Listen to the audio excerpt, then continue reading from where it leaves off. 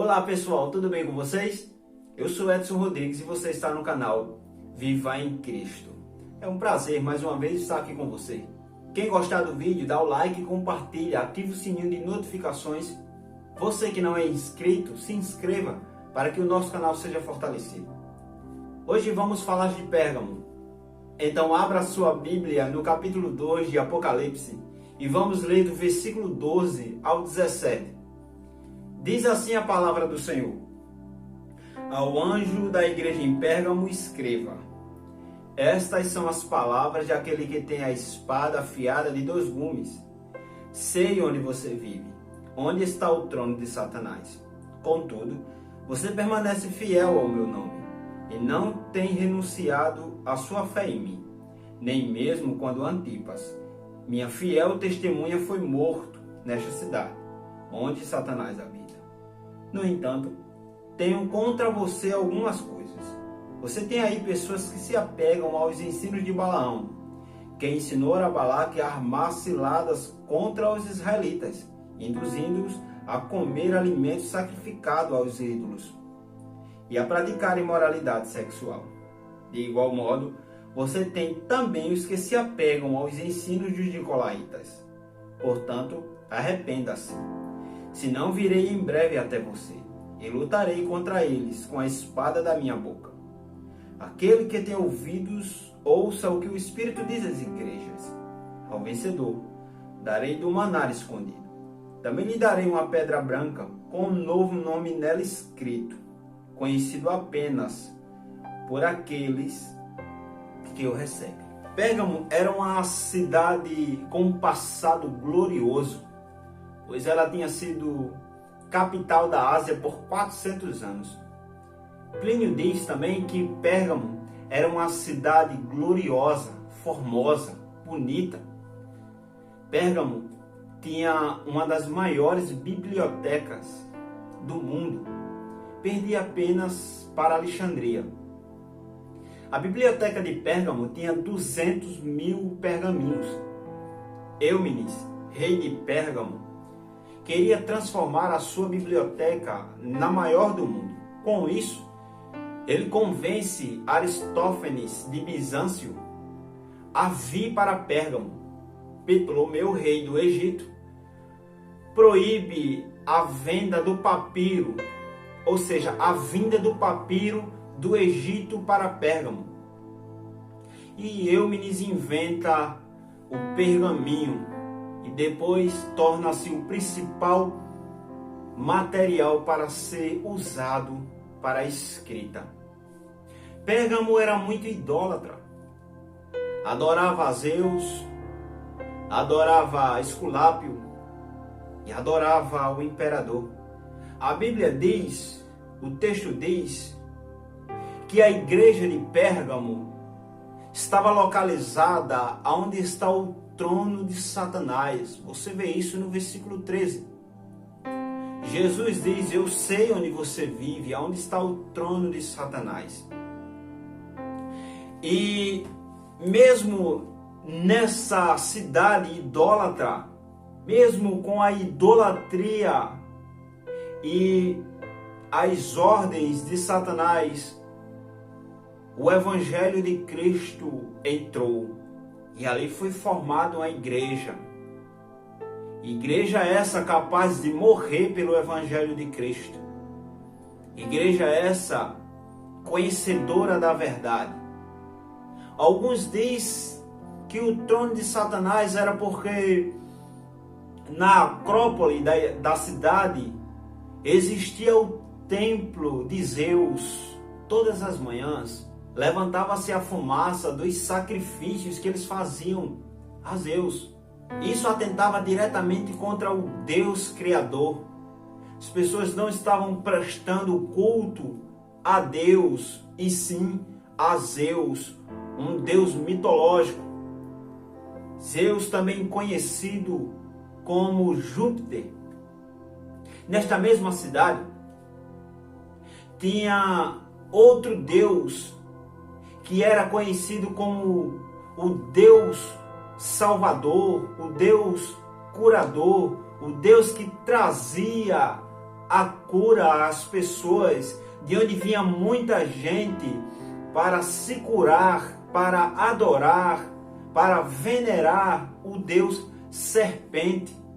Agora, a antiga serpente se apresenta como um Deus, o Deus da cura, Esculápio. Isso atenta contra o Espírito Santo, de onde emana todo o poder. É nessa atmosfera que Satanás habita. É nessa atmosfera que está o trono de Satanás. O trono de Satanás, que o texto diz, não se limita apenas a um monumento. Não. O trono de Satanás e aonde Satanás habita requer todo um mundo que não é tangível, que não é tocado. Todo um sistema. É aí onde Satanás habita. Onde as pessoas veneram os Zeus, o deus Júpiter. Aonde as pessoas adoram e vêm peregrinando. Aonde as pessoas queimam incenso em adoração a um homem, ao imperador ainda vivo, é aclamado como Deus. Isso vai contra as nossas leis cristãs, aonde nós adoramos o único Deus, Jesus Cristo, Rei dos reis e Senhor dos senhores. Satanás habita e o trono de Satanás está instalado aonde você adora divindades mitológicas, aonde você adora demônios e aonde você adora homens se fingindo ser Deus. Mas há uma igreja instalada nesse meio, nesse processo. Só que aí vem uma grande advertência de Cristo. Acompanhe comigo, por favor, no versículo 14. Diz assim a palavra do Senhor: no entanto, tenho contra você algumas coisas. Você tem aí pessoas que se apegam aos ensinos de Balaão, que ensinou a Balaque a armar cilada contra os israelitas, induzindo-os a comer alimentos sacrificados aos ídolos e a praticar imoralidade sexual. A igreja da cidade de Pérgamo estava se acostumando com aquilo tudo. A igreja de Pérgamo estava permitindo que essas coisas, aqueles que adoravam a Zeus, aqueles que iam se curar com Esculápio, aqueles que estavam queimando incenso ao imperador, estava dentro da igreja. E estavam também pessoas que estavam se preocupando mais com o dinheiro, com o mamão. Balaão foi contratado por Balaque para amaldiçoar os israelitas. Mas da boca de Balaão só saía bênção. Balaão não conseguia amaldiçoar.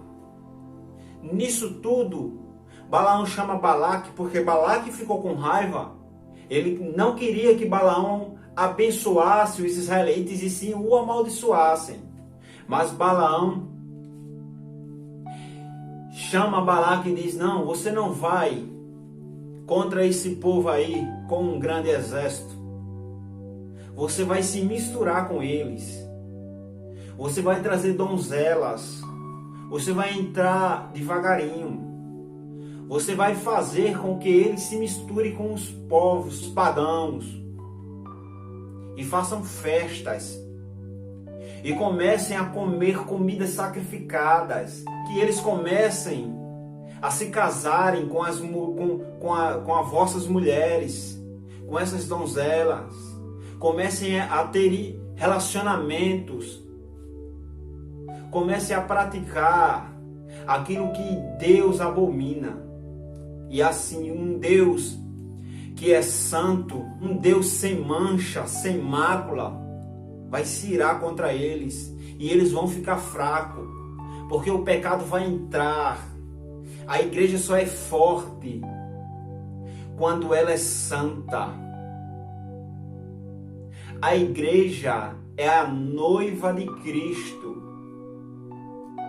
Ela não pode se misturar com o mundo.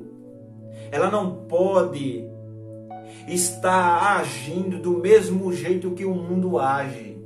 Não, ela é santa. E santa quer dizer separada. A igreja tem que ter outro comportamento. Não tem que agir do mesmo jeito. O texto continua, o versículo 15 diz: de igual modo, vocês têm também os que se apegam aos ensinos dos nicolaítas. Os nicolaítas eram pessoas que diziam: vocês podem pecar, porque o papel de Deus é perdoar. Quanto mais vocês pecam, mais a graça aumenta. Mas Paulo diz em Gálatas que nós não devemos fazer da nossa liberdade libertinagem para pecar. Nós devemos nos conscientizar. O interessante é que a palavra Pérgamo significa casado. A igreja é a noiva de Cristo. Apocalipse diz e chama as práticas mundanas que está entrando dentro da igreja de meretrizes, que são as igrejas apóstatas, que estão se esfriando a fé, que estão permitindo que o mundo entre.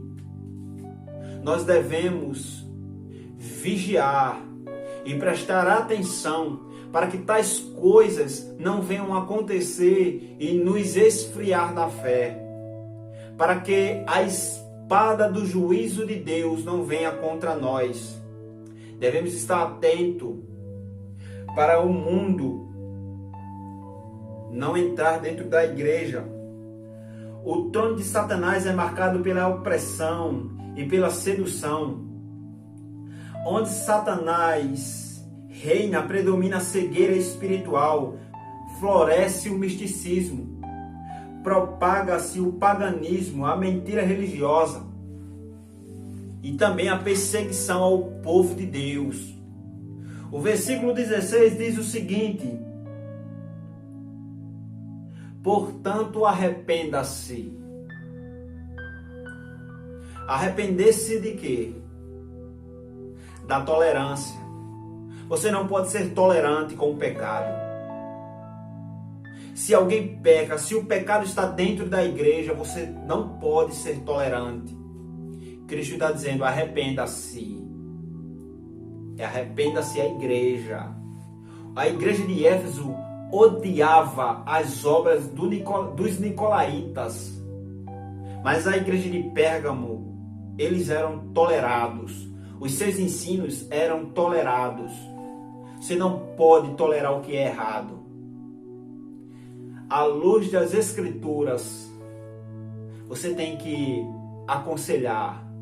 Você tem que consertar. À luz da Bíblia Sagrada, você tem que andar em retidão para a glória de Deus. Arrependimento não é só chorar. Arrependimento é voltar-se para Deus. Volte-se para Deus.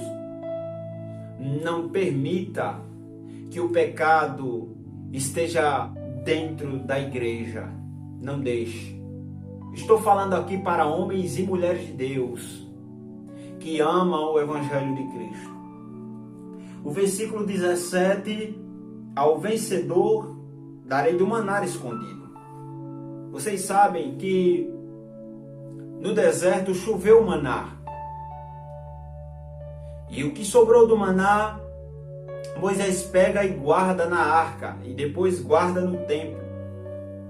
E na destruição do templo há uma lenda, e diz que Jeremias foi lá e escondeu o maná numa fenda no Monte Sinai.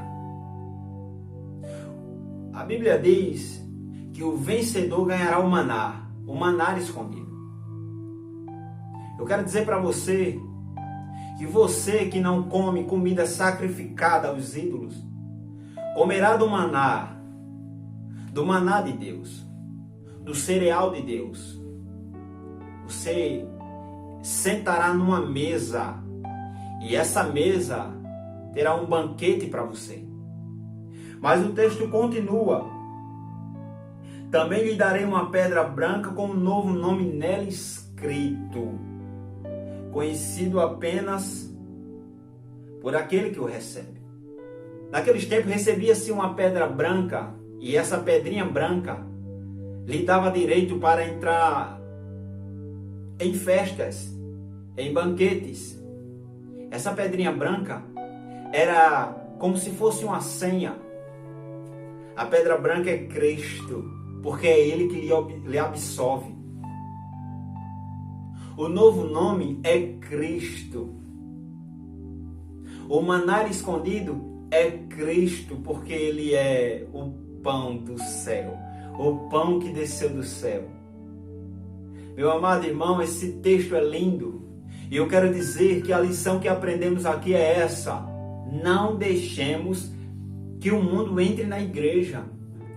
Esse texto é endereçado a mim, a você, a igreja contemporânea, a igreja atual. Precisamos entender que a noiva de Cristo é santa, sem mácula. A igreja de Cristo foi remida com o sangue de Cristo e é branca como a neve. Eu espero que você tenha sentido algo, que o Espírito Santo tenha lhe tocado nesse momento, e que essa lição fique para nós, para mim, para você, para a igreja atual. Que nós possamos entender que somos de Cristo, que Ele é o nosso Senhor, que Ele é o nosso Salvador, que nós dependemos dEle a todo momento. Que Cristo lhe abençoe, esteja na sua casa, lhe dê graça para saber lidar com os intempéries da vida, com os problemas que nos assolam, com os desertos. Que o Senhor Jesus lhe abençoe.